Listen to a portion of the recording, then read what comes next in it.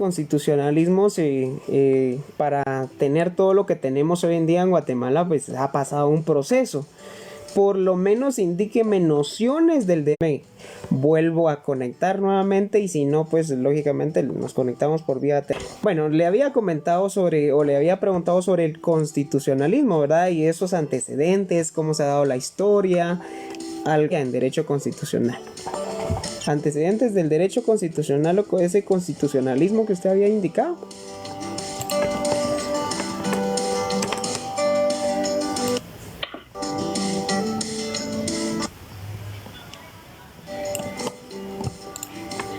Licenciado, fíjese que no se le escucha muy bien, pero con lo que escuché son los antecedentes del constitucionalismo. Sí, efectivamente. El constitucionalismo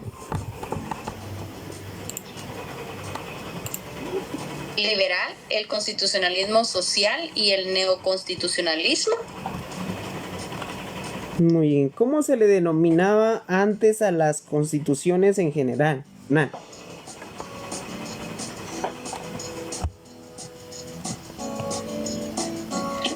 Toma.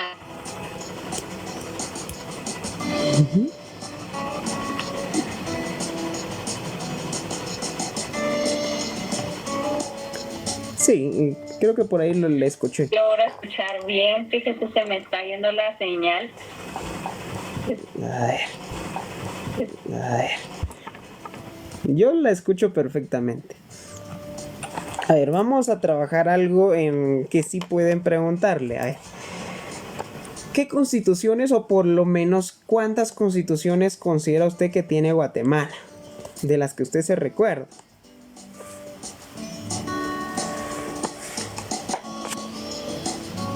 Constituciones. Las constituciones doctrinariamente es racional, histórica y sociológica.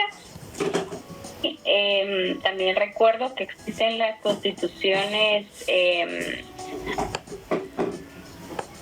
por su formalidad, por su formalidad en formal y material, por su formación escritas y no escritas, por su contenido en desarrolladas y no desarrolladas, y por su reformalidad en rígidas, flexibles y mixtas. Muy bien, excelente. Cuestión doctrinaria, muy bien. Pero en Guatemala, ¿qué constituciones han regido nuestro país? A ver, desde ese entonces de conquista, España, bueno, todo de las constituciones que han regido Guatemala. ¿Cuáles se recuerda usted? ¿Cuántas constituciones ha tenido Guatemala, por ejemplo, que han regido nuestro país? Recuerdo 3 constituciones en el año de 1877, en el año de 1923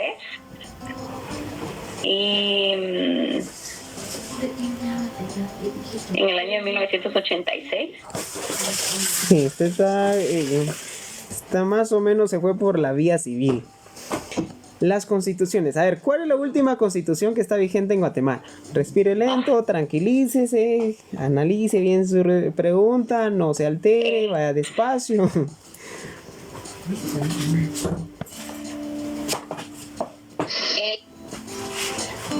El 14 de enero de 1986. Muy bien. La anterior constitución. La constitución vigente. Exacto. ¿La anterior cuál fue?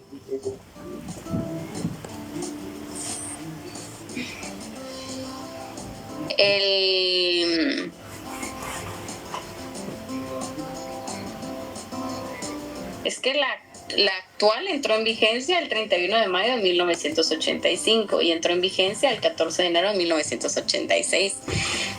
Otras constituciones no recuerdo, licenciado. Muy bien, ¿se recuerda usted porque esas sí le pueden preguntar? Tenemos constituciones preindependientes, tenemos constituciones del periodo independiente. Por ejemplo, tenemos la Constitución de Bayona, que esa fue en materia de Francia, ¿no? Pero esta no rigió para nuestro país. Luego tenemos la Constitución de Cádiz, que esta sí rigió para Guatemala todavía, en el periodo preindependiente, que rigió hasta 1812, más o menos. Luego tenemos una Constitución de Guatemala, póngale, una de la Federación Centroamericana, 1824. Guatemala tuvo su primera constitución más o menos en 825, más o menos.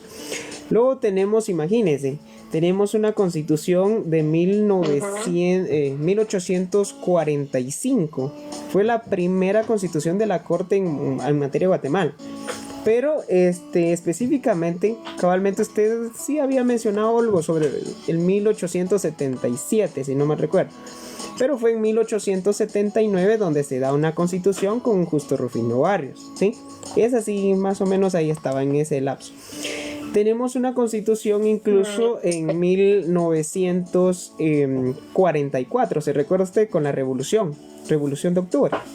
Luego se da una contrarrevolución y ahí se emite otra constitución de la contrarrevolución. Luego tenemos una constitución de 1965. Se recuerda con Enrique Peralta Zurdia, que hubo, golpe de estado y demás. Entonces, producto de ahí, se crea la ley de amparo. Se le crea también la ley de orden público. Emisión del pensamiento, también por eso es que esas dos leyes tenemos decreto ley 106 y 107. Luego tenemos la última que cabalmente usted había acertado muy bien, de 1985. A ver, estamos en constitucional, así que ¿cuál fue la última reforma constitucional que ha tenido Guatemala? ¿En qué año fue esa reforma?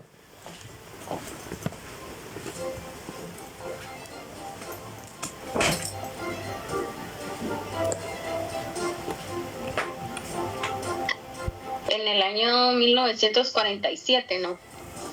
No. Tuvimos una reforma en 1993, producto del serranazo con Jorge Serrano Elías, que se apropia de los 3 organismos del Estado y fue necesario realizar una reforma constitucional. Bueno, parte de... A ver, en materia constitucional, ¿qué es la Constitución entonces?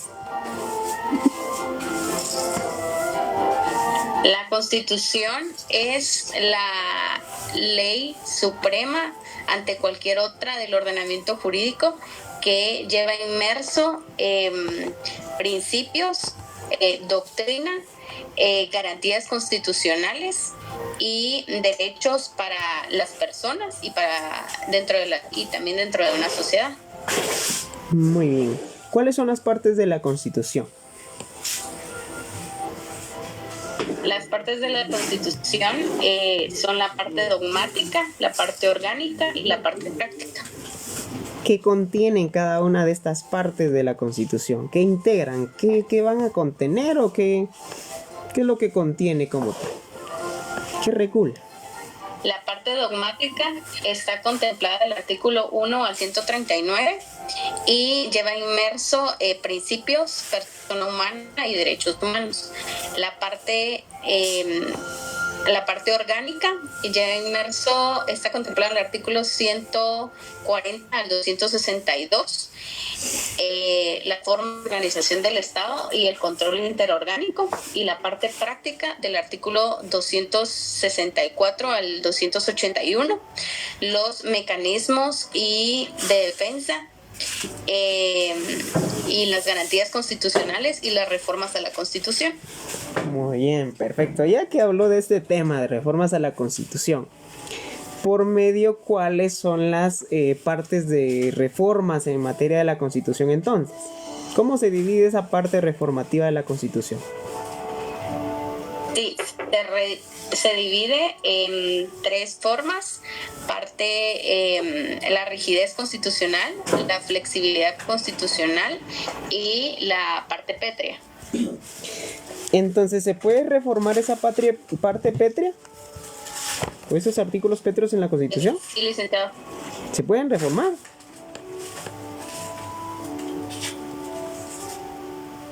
No, no se puede reformar. Por eso es pétrea, son artículos que no se pueden reformar. Mencióneme qué artículos son pétreos en la Constitución.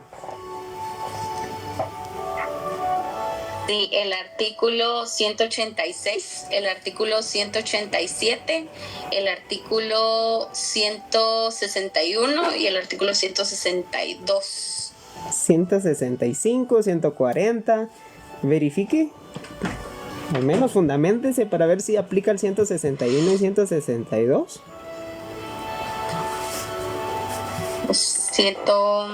Era 140, 141, 186, 187 y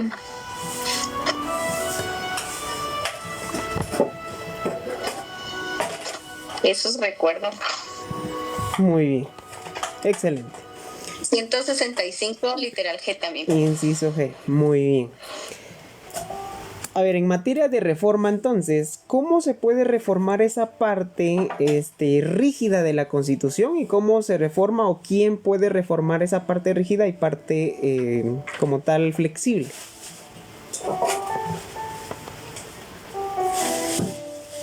La parte rígida es una esencia de la Constitución y no puede ser modificada. Y la parte flexible establece que es puede ser modificada por una ley ordinaria. ¿Una ley ordinaria puede reformar la Constitución? Verifiquemos. A ver, la parte rígida sí puede ser reformada por Asamblea Nacional Constituyente, con el voto de las 2/3 partes de los diputados del Congreso que convoquen Asamblea Nacional Constituyente. ¿Cuáles integran, qué artículos integran la parte rígida? Por ejemplo, tenemos ahí en el artículo, 276 más o menos, 277, ahí vamos a encontrar qué artículos, verifiquemos y qué órgano puede reformar. Eso sí lo debe de tener bien presente para efectos de examen. Pero sí se puede reformar, claro.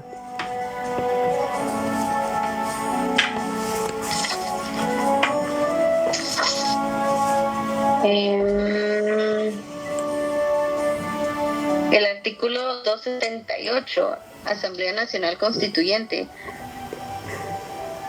Para reformar o cualquier artículo del contenido del capítulo 1, se necesita el voto afirmativo de las 2/3 partes de los miembros que le integran y convoquen Asamblea Nacional Constituyente. El Tribunal Supremo Electoral a las elecciones un plazo máximo de 120 días.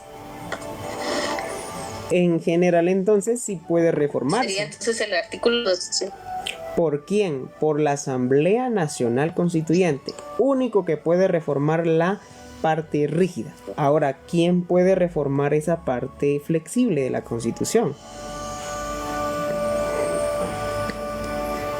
Usted había mencionado por una ley ordinaria. Verifique su respuesta. La parte flexible. La parte flexible en el artículo 280, reforma por el Congreso y la consulta popular.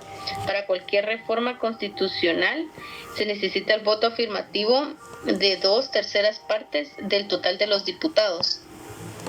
Y entrarán en vigencia hasta que sean ratificadas mediante consulta popular, en vigencia de 60 días. Muy bien. Entonces, resumiendo. Entonces aquí, en este caso, en la parte... Ajá. Flexible, sí, diga, usted ya encontró su respuesta. En la parte flexible. En la parte flexible se podría reformar por medio del Congreso y la consulta popular. Muy bien, 2/3 partes del Congreso de la República y no entrarán en vigencia si no se ratifique mediante consulta popular. Entonces sí se pueden reformar flexible y la rígida, pero los órganos son distintos, ¿sí? A ver, ya que estamos en materia de reformas, Okay. ¿Se pueden reformar las leyes constitucionales?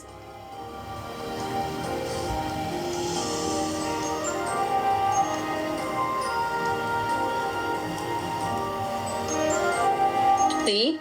¿Qué órgano puede reformar las leyes constitucionales?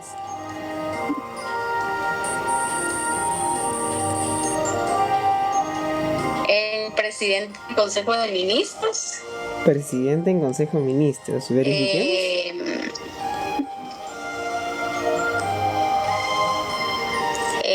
10 o más diputados, la Corte de Constitucionalidad y una petición al Congreso de la República por 5,000 ciudadanos debidamente empadronados ante el registro de ciudadanos.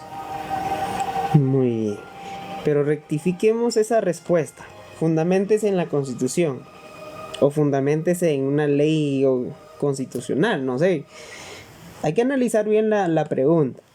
No le había yo preguntado, por ejemplo, quiénes tienen la potestad o quiénes tienen esa facultad de reformar la Constitución. Lo que usted me dijo es reformas a la Constitución, que sí efectivamente puede la Corte de Constitucionalidad, que sí efectivamente puede la solicitud por no menos de 5,000 ciudadanos debidamente empadronados, excelente. 10 o más diputados, excelente. El Congreso, el presidente en Consejo de Ministros, excelente. Ahí estuvo bien. Pero su pregunta fue encaminada a reformas a leyes constitucionales. Tiene una ley constitucional, por ejemplo, ley de amparo. Verifiquemos eso. Vea la parte final de su ley de amparo, para que usted tenga presente ahí, porque podrían confundirla en el examen también. Veamos.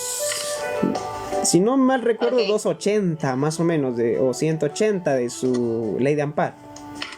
No recuerdo de memoria, pero ha de ser el último 196.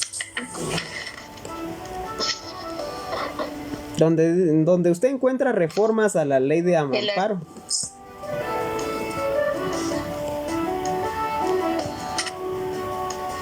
Reformas a la ley 192. Esta ley puede ser reformada por el Congreso de la República y se requiere para su reforma el voto de 2/3 partes de diputados que integran el Congreso previo dictamen favorable a la Corte de Constitucionalidad.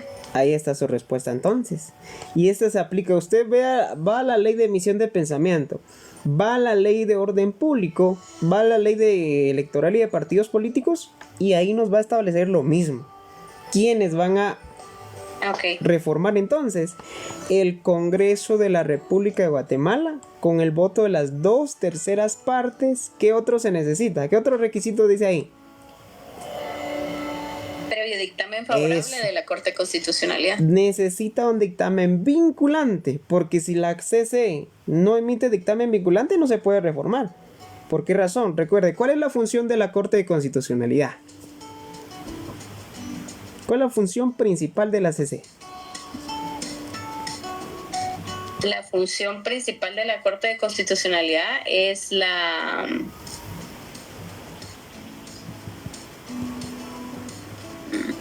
Hay una línea determina la función principal. Defensa del orden constitucional, ¿sí?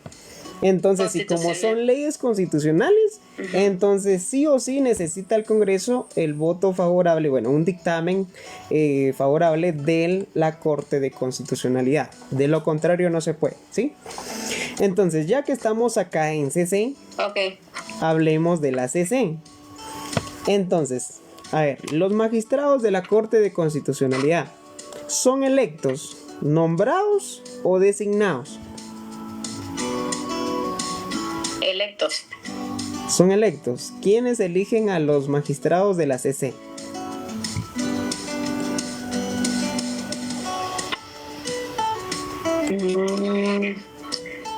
De la Corte de Constitucionalidad. Ay, no recuerdo. Fundaméntese, veamos si son electos o no. Y así le pueden preguntar y mire, usted cae cabal. Entonces, verifiquemos eso. Verifiquemos y comprobemos esa respuesta. No van a ser electos. Son designados. Eso, son designados. ¿Quiénes designan a los magistrados de la CC?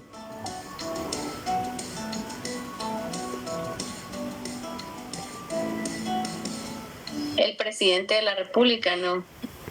Veamos, son 5 organismos que van a designar.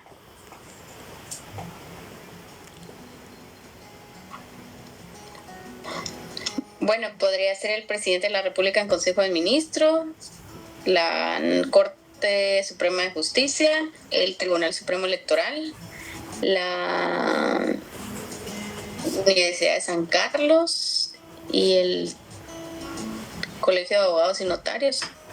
Muy bien, en asamblea. Entonces son designados, ¿sí? Incluso la Constitución y la Ley de Amparo nos establece que ellos son designados, no son electos. No son electos. ¿Cuántos integran la CC entonces? Okay. 5 magistrados. Muy bien. ¿Tienen suplentes los magistrados? Un magistrado suplente, sí. Por cada uno. Muy bien. Por ejemplo, a ver, la CC en algunos actos, en algunos asuntos, pues se eleva a 7 sus integrantes. ¿En qué casos, por ejemplo, se elevan a 7 sus integrantes? De 5 a 7.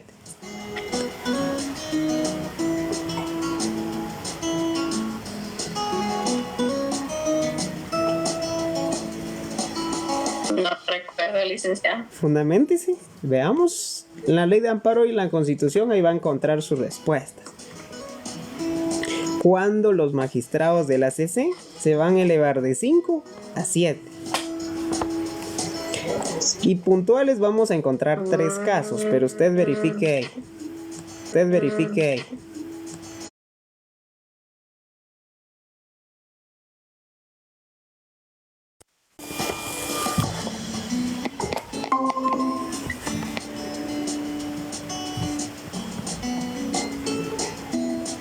Bueno, ya volvimos creo que por acá. Bueno, entonces no sé si ubicó por ahí sus fundamentos.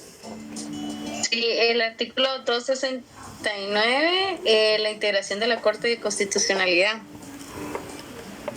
El número de los integrantes se elevará a 7, escogiéndose los otros 2 magistrados por sorteos entre los suplentes. Muy bien. Por sorteo se eligen a los otros 2 y se vuelve.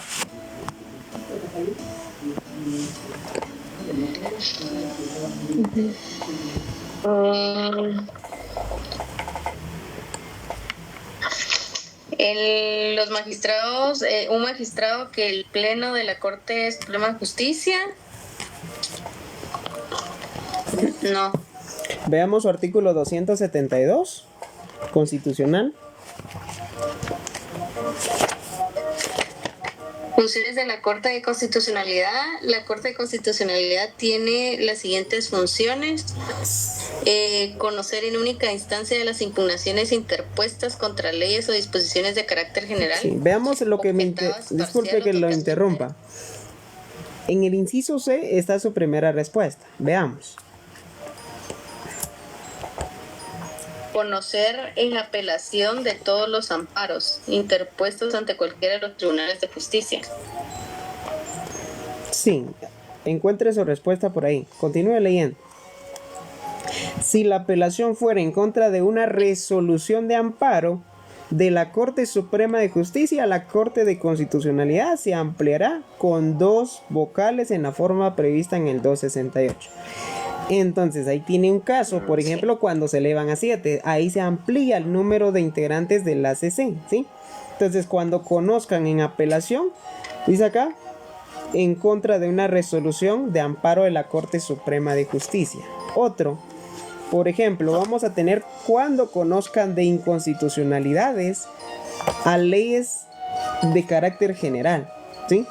Ellos se van a elevar a 7 también sus integrantes. Veamos la ley de amparo, también por ahí vamos a encontrar ese fundamento también.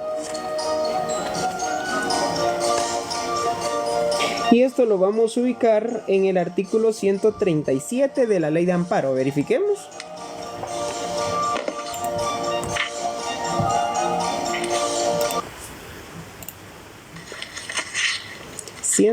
Establece la integración de la Corte de Inconstitucionalidad de una ley. La ley de la Corte de Constitucionalidad se integrará con 7 miembros en forma prevista en el artículo 269. Muy bien, excelente. Y vamos a encontrar otro en el 200, en el 150 también de la ley de amparo. Y nos establece acá cuando conozcan de asuntos de inconstitucionalidad también en contra de Corte Suprema, Congreso de la República y Presidente de la República y Vicepresidente. Sus integrantes se elevarán a 7. También lo encontramos, ya lo habíamos encontrado en el 163 con relación a lo relativo al amparo, ¿verdad? A esa resolución de amparo. Apelación de amparo y lógicamente, esas son las inconstitucionales, son 3 casos. Vamos a continuar para evitar cuestión de tiempo, ¿no? A ver, ya que estamos en materia acá, en materia de Corte de Constitucionalidad y todo, a ver, ¿cuántas sentencias de Corte de Constitucionalidad sientan doctrina legal? ¿Cuántas sentencias? 3 sentencias. En materia de SC, muy bien.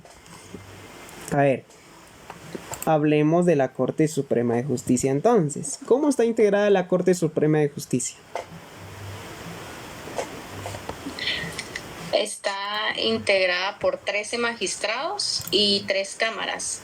13 magistrados y 3 cámaras. ¿Cuáles son las cámaras? Cámara de amparo y antejuicio civil y cámara penal. Muy bien. ¿Cuántos magistrados integran cada cámara?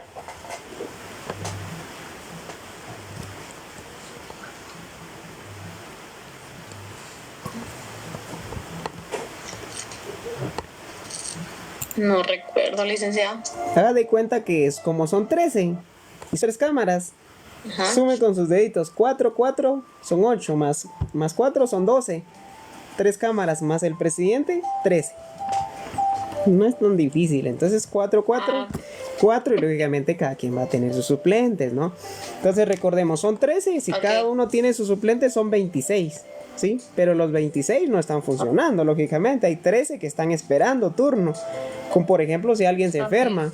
O por ejemplo alguien lo recusan, entonces por algún impedimento, excusa, recusación. Entonces ahí van a ingresar a integrar ahí la Corte Suprema de Justicia. A ver, ¿por cuántos años son o desempeñan sus cargos los magistrados de Corte Suprema? ¿Cuántos años duran en su función? Por 5 años. 5 años. ¿Quiénes eligen a esos magistrados? Los magistrados los elige el Colegio de Abogados. Colegio de Abogados los elige.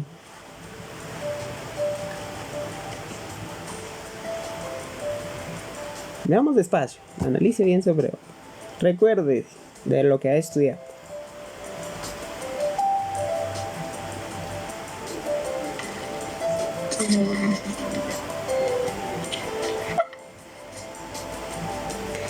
¿Quién elige en sí a esos magistrados de Corte Suprema? Incluso, fíjense que hace unos días apenas hubo elecciones del Colegio de Abogados y Notarios. Pero esas elecciones no es para elegir a los magistrados de Corte Suprema de Justicia, es para integrar comisiones de postulación, ¿sí? Entonces ya es otro asunto, pero bueno, veamos, ¿quién va a elegir a esos magistrados de Corte Suprema de Justicia? Fundaméntese. La comisión de... Fundaméntese. Veamos. Lo encuentra en la Constitución y lo encuentra en la Ley de Amparo. Así que, bueno, básicamente en la Constitución y en la Ley de Comisiones de Postulación.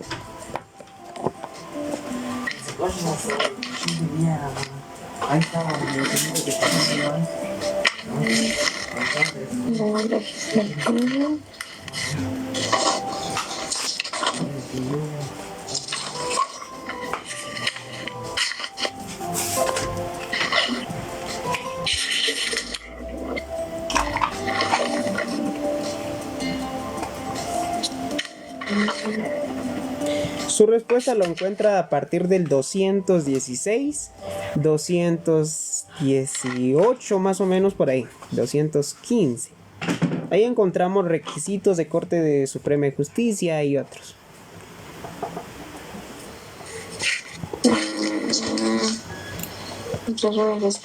En ese apartado.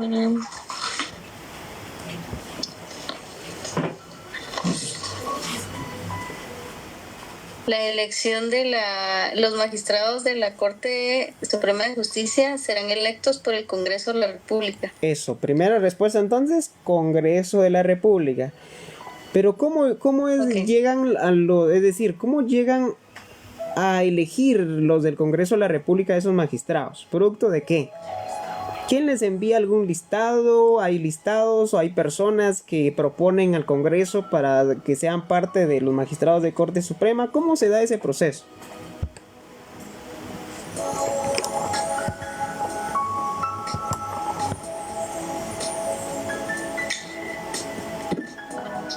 Los magistrados de la Corte Suprema de Justicia elegirán entre sus miembros con el voto favorable de las 2/3 partes al presidente de la misma, el que durará en funciones 1 año y no podrá ser reelecto durante un periodo de la Corte. Muy bien. A ver, vamos por pasos.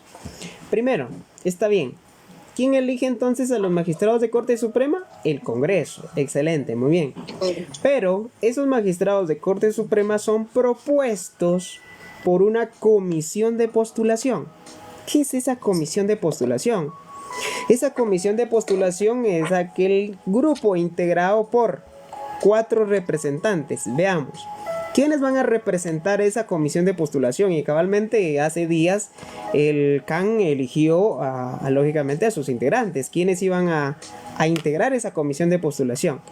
Entonces van a ser 12 integrantes de Colegio de Abogados y Notarios. ¿Por qué razón? Veamos, al menos para que usted vaya viendo dónde encuentra esa su respuesta. Veamos con la Constitución en la mano. Y esta lo vamos a ubicar en el 200, permítame. Artículo 200, tenemos elección de Corte Suprema 215. Electos por el Congreso, muy bien, para el periodo de 5 años, perfecto. Propuestos por una comisión de postulación. ¿Cómo está integrada esa comisión de postulación? 1. Representantes, dice, de rectores de las universidades del país. Un representante de todos los rectores. Para eso usted tiene que saber que en Guatemala hay 12 universidades para sacar el número total de quienes van a formar parte de esa comisión de postulación. Entonces, de ahí partimos. ¿Por qué razón? Porque el siguiente requisito es los decanos de las facultades de Derecho, Ciencias Jurídicas y Sociales de Guatemala. ¿Cuántos decanos son? Si hay 12 universidades, pues hay 12 decanos, ¿no? Entonces, por ejemplo, está la Universidad Mariano Galvez, bueno, todas las que usted conoce. Entonces son 12, es decir, vamos al número 3. Un número equivalente, ¿qué significa? Igual al anterior, es decir, 12 personitas. Dice acá, representantes electos por la Asamblea General del Colegio de Abogados y Notarios. Por esa razón es que hace unos días hubo elección de representantes del Colegio de Abogados y Notarios, ¿sí?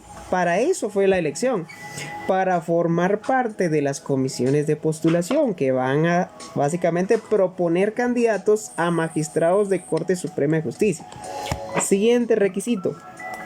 Tenemos igual número de representantes electos por magistrados titulares de Corte de Apelaciones y demás tribunales colegiados. Entonces, en total van a ser 37 personas, ¿sí? ¿Por qué razón? Un representante de los rectores, 12 representantes del CAN, 12 representantes de Sala Corte de Apelaciones y 12 representantes de decanos, ¿sí? Entonces son un total de 37. Entonces, ¿qué hacen esas 37 personitas? Esas 37 personas integradas van a tener un presidente que va a dirigir todo el asunto. Pero ellos van a proponer, van a recibir listados, van a recibir expedientes de personas que desean formar parte como magistrados de Corte Suprema de Justicia. Ahora bien, ellos cuando tengan los listados van a presentarlo al Congreso de la República. Viene el Congreso con los listados en mano, con el voto de ya vamos a ir viendo cuánta cantidad. Ellos, ahí sí se da la elección de los magistrados que van a formar parte, esos 26 magistrados. ¿Por qué 26? Porque son 13 titulares y cada uno va a tener su propio suplente, ¿sí? Y lógicamente se eligen también de salas de Corte de Apelaciones. ¿Estamos por ahí? Por ahí el rumbo, ya más o menos le encontró dónde y cómo se eligen, ¿sí? Bueno. Sí. Veamos entonces. ¿Cómo se dan esas comisiones de postulación? Para eso nos tendríamos que remitir a la ley de comisiones de postulación. Las comisiones de postulación van a ser aquel grupo integrado que se van a encargar de básicamente proponer aspirantes a cargos súper importantes, es decir, a altos cargos o altos funcionarios de relevancia para el Estado de Guatemala. Por ejemplo, magistrados de Corte Suprema de Justicia, magistrados de salas de Corte de Apelaciones, por ejemplo, magistrados del Tribunal Tribunal de lo Contencioso Administrativo. Las salas también son electos por ese mismo procedimiento. Tenemos incluso, van a proponer incluso las comisiones de postulación al fiscal general y jefe del Ministerio Público. ¿Quién? A ver, ya que estamos en este punto, ¿cómo se da la elección, designación o nombramiento del fiscal general del MP? ¿Es electo, nombrado, designado? Es designado por el presidente de la República. Ahí sí es nombrado. Sí, ahí sí son nombrados. Es nombrado. Ahí es nombrado, pero es propuesto por una comisión de postulación igual, donde se eligen 3 candidatos, lo envían al presidente y el presidente es el último quien nombra. Muy bien, a ver, ya que estamos para terminar esto de la Corte Suprema, a ver, haga la diferencia, por ejemplo, ¿qué requisitos se necesitan para ser magistrados de Corte Suprema de Justicia? ¿Qué requisitos se necesitan para ser magistrados de Corte de Apelaciones? ¿Y qué requisitos se necesitan para ser magistrados de CC?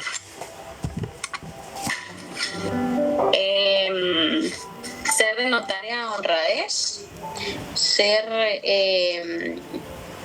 abogado colegiado activo,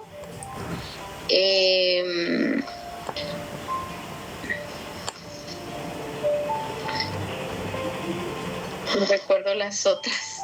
Fundamentalmente, veamos. Hay unos requisitos especiales para cada caso concreto. Esos requisitos están bien, son generales, pero hay unos requisitos especiales para cada uno. Fíjese que estos yo recomiendo hacer una columna, ¿verdad? 3 columnas, donde usted en su momento, pues usted coloque ahí los requisitos que a cada uno de estos magistrados necesitan para poder integrar o ser electos. Veamos. Iniciamos por el primero, para Corte Suprema de Justicia. Ok. Eso lo encuentran en el 216, si no me recuerdo. Suprema de Justicia, en el artículo 216, ser mayor de 40 años y haber desempeñado un periodo completo como magistrado de la Corte de Apelaciones o de los tribunales colegiados que tengan la misma calidad o haber ejercido la profesión de abogado por más de 10 años. Muy bien. Ahora para salas de Corte de Apelaciones.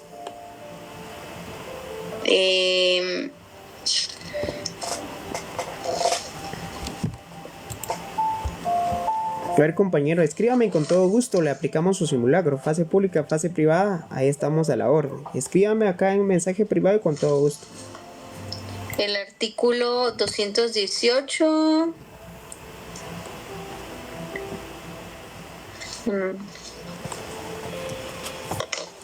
Ahí va a encontrar también los requisitos. La Corte de Apelaciones alterna con el número de salas que determina la Corte Suprema. 217 encuentra los requisitos de salas de Corte de Apelaciones. Ok, se requiere además del requisito señalado en el artículo 207, ser mayor de 35 años, haber sido juez de primera instancia o haber ejercido por un periodo de 5 años de la profesión de abogado. Muy bien, por lo menos 5 años, dice acá. Ahora para Corte de Constitucionalidad. Son requisitos especiales en cada caso concreto. Para la CC va a cambiar un poquito, que ahí no es experiencia. Ahí vamos a tener que son 15 años de graduación profesional. Para eso verifiquemos por ahí por el artículo 163 más o menos, en ese apartado. Incluso lo tenemos en la ley de amparo. 270 en la Constitución se encuentra. 270 en la Constitución y 163 era, pero de la Ley de Amparo. Veamos, el 270. Ok. En el artículo 270, los requisitos para ser magistrado de la Corte de Constitucionalidad: ser guatemalteco de origen, ser abogado colegiado, ser de reconocida honorabilidad y tiene por lo menos 15 años de graduación profesional. Ojo ahí, llegan a confundirla bastante. ¿Por qué razón? Porque magistrados de Corte Suprema de Justicia, magistrados de salas de corte de apelaciones, es experiencia. En un caso van a ser 10 años, en el siguiente van a ser de 5 años. Sin embargo, para magistrados de CC van a ser 15 años, pero no de experiencia. Vea bien qué nos establece ahí. Graduación profesional. Graduación profesional. Eso, no importa si yo he desempeñado como juez de paz, no importa si yo he desempeñado como juez de primera instancia, no importa si yo he desempeñado cargos de salas de corte de apelaciones. Con que yo tenga ese requisito de 15 años de graduación profesional, puedo participar, siempre y cuando cumpliendo los demás requisitos, ¿sí? Veamos, vamos a salir de este tema. A ver, hablemos de las garantías constitucionales. ¿Cuáles son las garantías constitucionales? Las garantías constitucionales son la acción de amparo, la exhibición personal y la inconstitucionalidad de las leyes. ¿La inconstitucionalidad de las leyes es una garantía?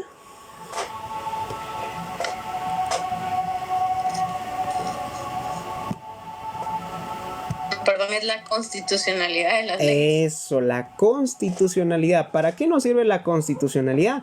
Para verificar que se cumpla la Constitución, ¿no? Que no se vulneren normas. Entonces, de esa constitucionalidad nos van a surgir dos inconstitucionalidades. ¿Qué clases de inconstitucionalidades tenemos en Guatemala? La inconstitucionalidad en casos concretos y la inconstitucionalidad en casos generales.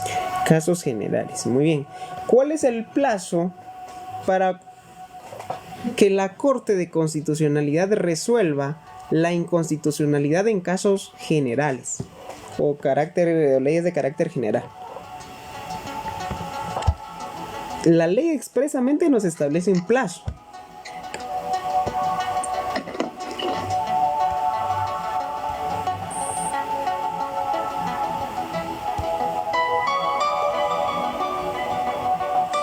Fundamentese, veamos. 30 días. No son 30 días. Veamos. Fundamentémonos. Inconstitucionalidad De carácter general. general. La ley de amparo, definitivamente. Sí. Legitimación de la solicitud. Hay un plazo específico. Legal, porque que se cumpla en la práctica. 8 días. No. Es un plazo de 2 meses.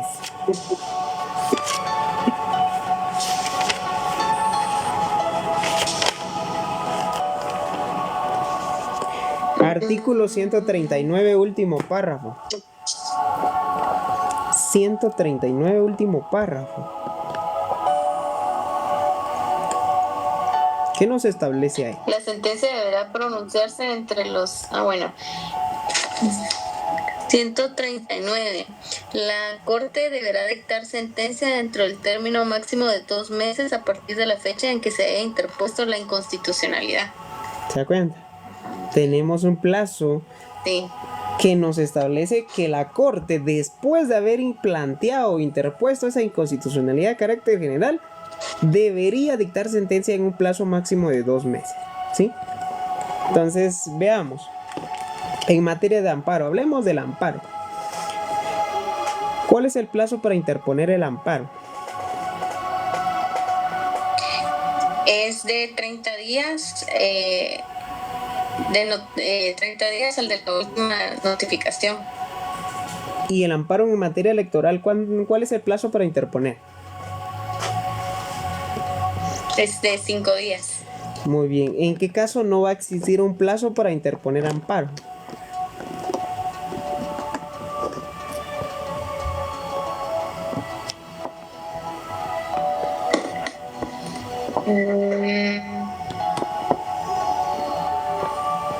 Verifiquemos, fundamentémonos. En el último párrafo del artículo 20, si no mal recuerdo, por ahí está su respuesta.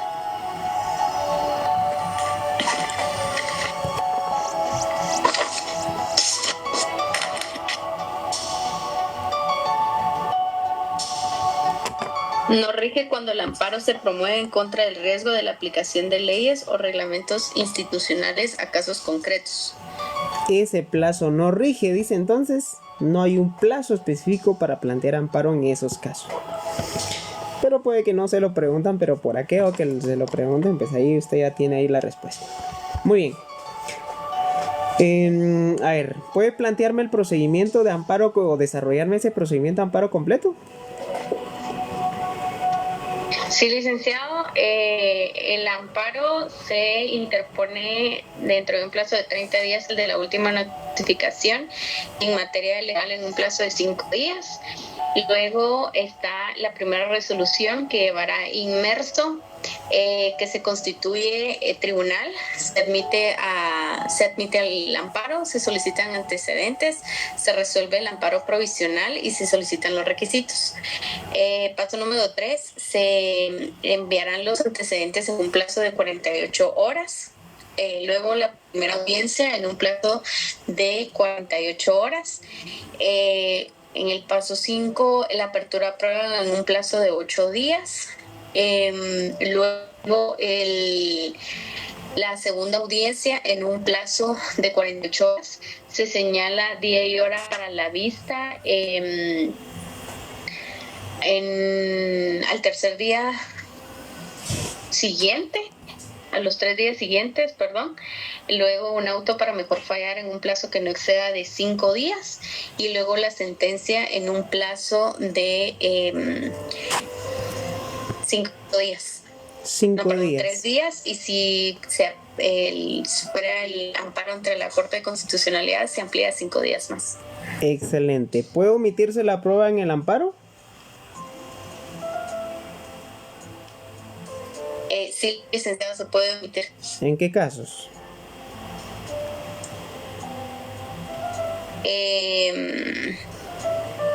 Cuando no se aperturara prueba, en la primera audiencia se puede dictar también sentencia. Cuando tenga suficientes medios de prueba, o lógicamente hayan suficientes medios, ¿no? A ver, ¿la vista del amparo es pública o no es pública? ¿Qué nos establece? Sí, es pública. ¿Será que es pública? Y el código nos establece o la ley nos establece que será pública cuando las partes así lo establecieran o incluso la CC. Entonces no siempre va a ser pública. A ver, hablemos del amparo provisional. Ok. ¿Qué es ese amparo provisional?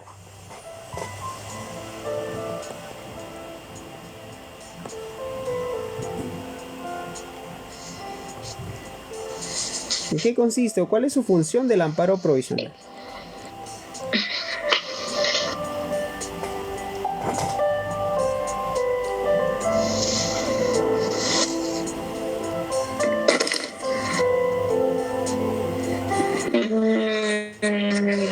Fundaméntese. No recuerdo el Fundaméntese. amparo provisional, licenciado. Artículo 21, si no mal recuerdo, si no usted verifique por ahí.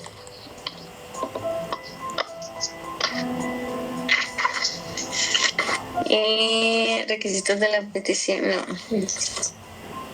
O 28. Amparo provisional es la suspensión provisional del acto reclamado y procede tanto en oficio como a instancia de parte. ¿Qué va a suspender? En cualquier caso, el tribunal ¿Qué se va a suspender ahí? Cuando se ordena el amparo provisional. Hay 3 cosas importantes que se van a suspender.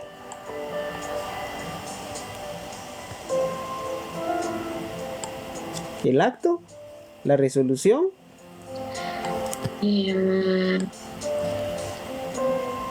Y el procedimiento reclamado. Eso, cuando se esté vulnerando. A ver, hablemos del amparo. ¿Cuáles son los fines del amparo?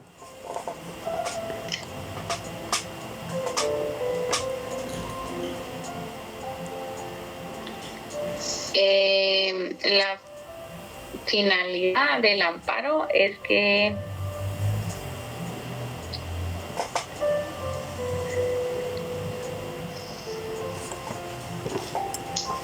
no se vulneren los derechos de las personas. Parte de. ¿Qué otro?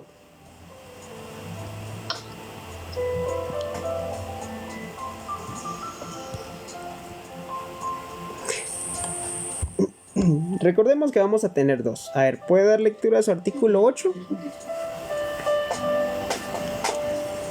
Artículo 8 de la ley de amparo. El artículo protege a las personas contra las amenazas y violaciones contra sus derechos y restaurar el imperio de los mismos cuando la violación hubiese ocurrido. Entonces, en sí vamos a tener dos. Cuando exista una amenaza va a ser preventiva. Y cuando exista una vulneración ya de derechos constitucionales va a ser restauradora, ¿sí? Entonces vamos a tener dos, preventiva y restauradora. Una para prevenir cuando exista amenaza y la otra cuando ya se hayan vulnerado esos derechos constitucionales. En materia de competencia, ¿quiénes conocen el amparo en Guatemala?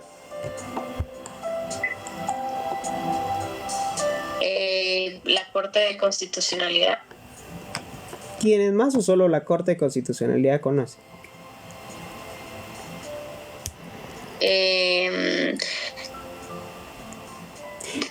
¿Puede un juez de paz conocer el amparo, sí o no? No. ¿Juez de primera instancia puede conocer amparos? No. Sí pueden, verifique. Artículo 13 más o menos, artículo 14, no sé, verifique quiénes órganos, qué tribunales conocen del amparo. La Corte de Constitucionalidad. 2, ajá. La Corte Suprema de Justicia. 3. La Corte de Apelaciones y los jueces 4, de primera instancia. 5. Excelente. Entonces, jueces de paz no. Pero, por ejemplo, póngale que son a las, ¿qué le digo? 11 de la noche. ¿Puedo interponer un amparo a las 11 de la noche?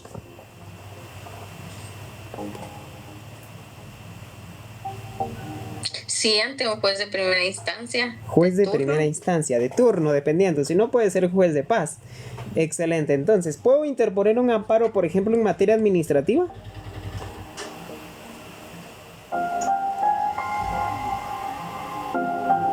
Sí, porque todos los días y horas son hábiles. ¿Cuál es el objeto de interponer un amparo en materia administrativa?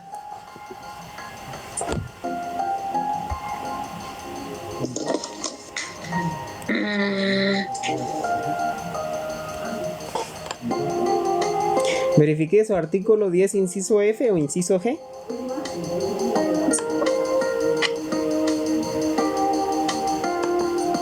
Cuando las peticiones y trámites ante autoridades administrativas no sean resueltos en el término que la ley establece o de no haber tal término en el de 30 días una vez agotado el procedimiento correspondiente, así como cuando las peticiones no sean admitidas para su trámite.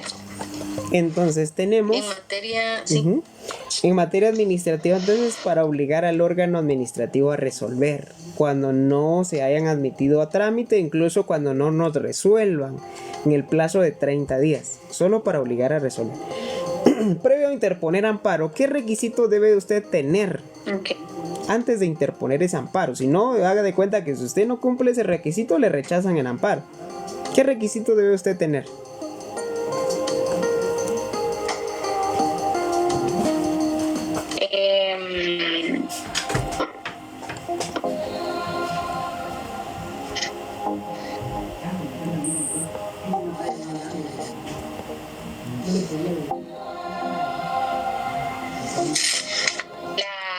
La resolución del auto o de la sentencia que haya denegado el tribunal competente sobre los que versar el amparo. Muy bien, veamos su artículo 19, creo que es el 19. Veamos el 19.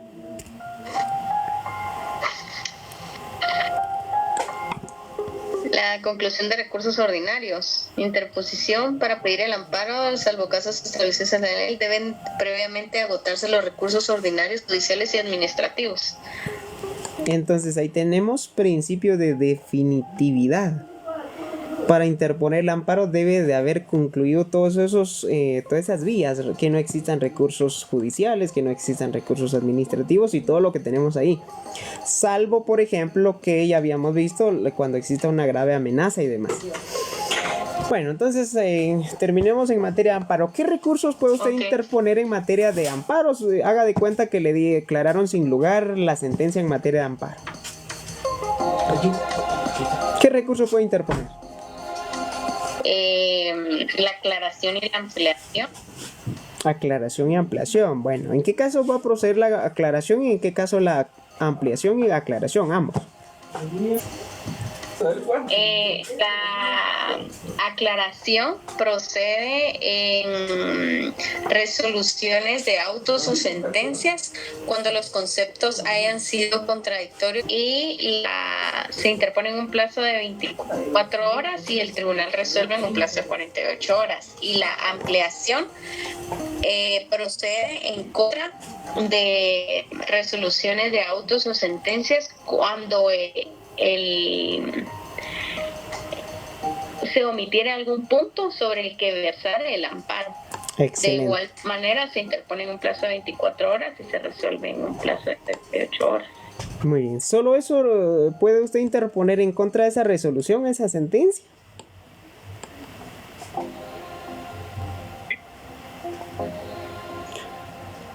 ¿O puede presentar o interponer algún otro recurso? Recuerde usted. Pero la ley así nos establece, ¿no? Le hace falta algo importante. Sí. No recuerdo si es...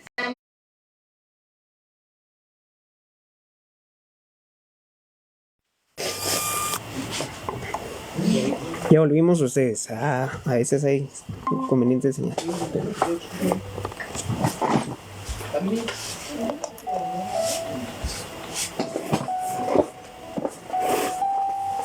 Veamos.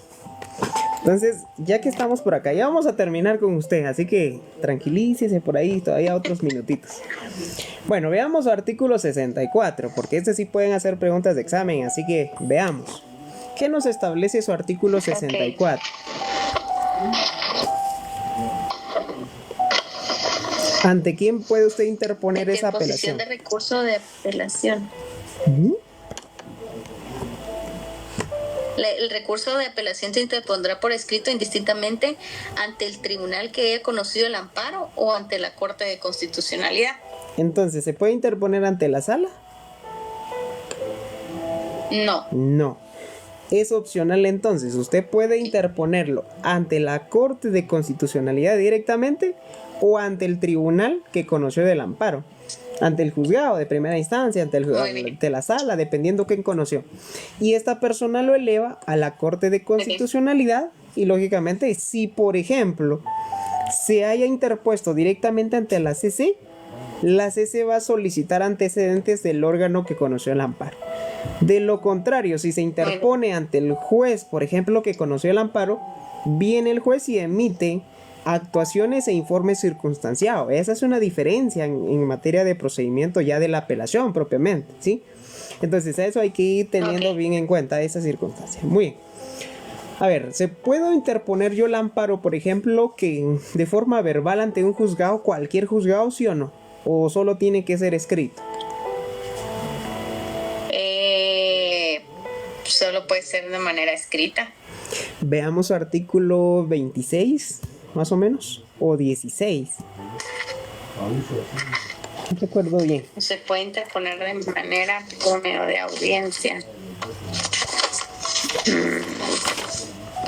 Es que 26. ¿por qué no nos dio derecho constitucional? Artículo 26. 16. 26. 26. Ok, permítame, licenciado. Solicitud verbal. No tenía subrayado. La persona notoriamente pobre o ignorante, el menor o el incapacitado que no pudiera actuar con auxilio profesional